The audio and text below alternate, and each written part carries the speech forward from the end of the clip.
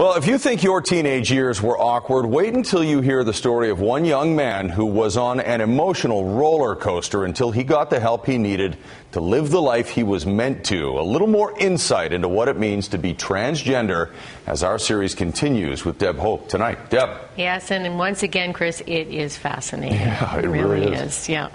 There are so many changes that happen in our teens. Now imagine adding to that an overwhelming feeling that you are a boy trapped in a girl's body, or vice versa. That's what happens to most transgendered people, and most of them simply push that feeling aside for no other reason than self-preservation. But the young man we're meeting tonight faced his problem head-on, and with the amazing support of friends, family, and his entire school, he transitioned at the age of 13. Here's Lynn Collier.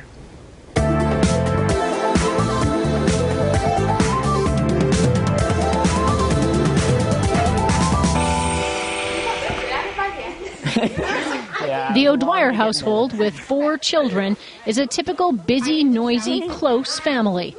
Until 3 years ago, their oldest child was a girl. Now she's a boy. It's not a realization that I had one day sort of thing. It's something I've always sort of known. Cormac never acknowledged being female. As a young girl, he always wanted to wear boys' clothes. In fact, the older he got, the more strangers assumed he was a boy. Initially, his parents thought he'd grow out of it. You know, slowly but surely, he kind of went from not shopping in the girls' side of the store anymore at all to basically looking more and more like a boy. And I think Cormac said, look, you know, he says, I'm transgender, Dad, and I need to, you know, I need to be a boy.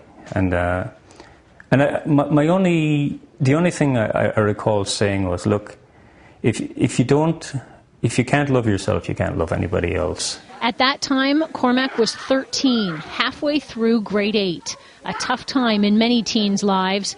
But Cormac decided he wanted to transition at school. Many teens who transition will change schools to get a fresh start, but Cormac wanted to stay at his school. I had all sorts of fears. Right before we did the transition, you know, we got him a cell phone.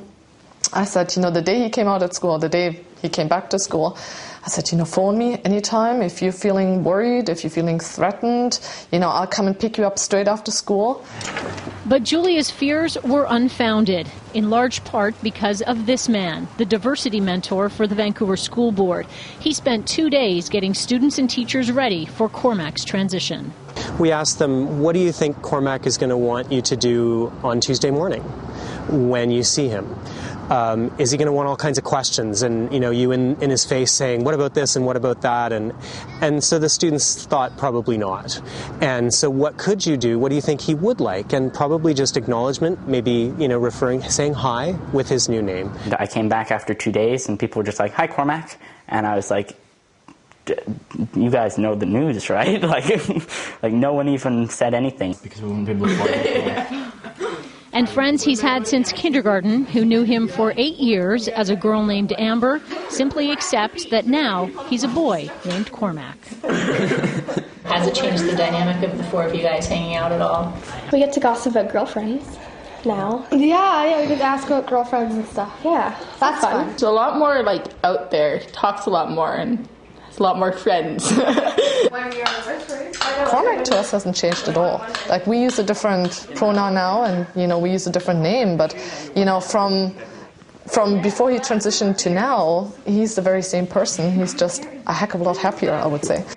All the best Yankee players are Italian. My mother makes spaghetti with ketchup.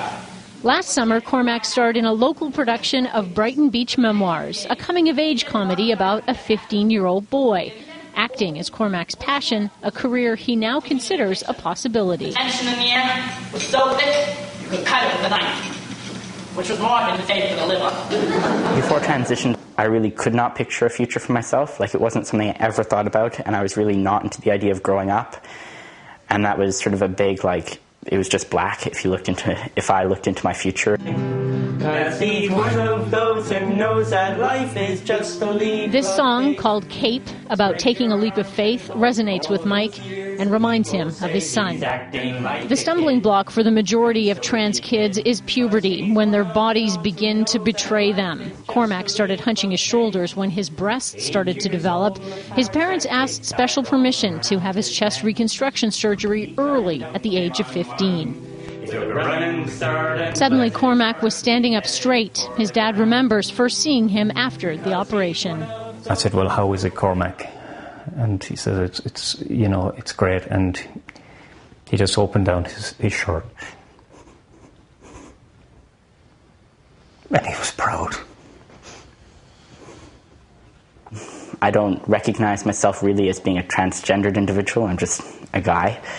And so you can live a happy, normal, ordinary, great existence and be a transgender individual, and it doesn't define who you are, and it's not the end of the world. Spread your arms and hold your breath and always trust your cape.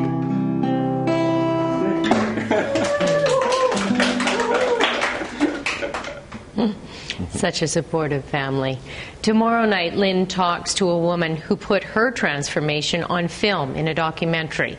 And if you'd like to watch Lynn's 2 previous reports, or if you'd like more information on this, you can go to our website and look for the transformation tile on our homepage. We also have a link to resources for parents of trans teenagers. And Chris, that's tonight's Insight.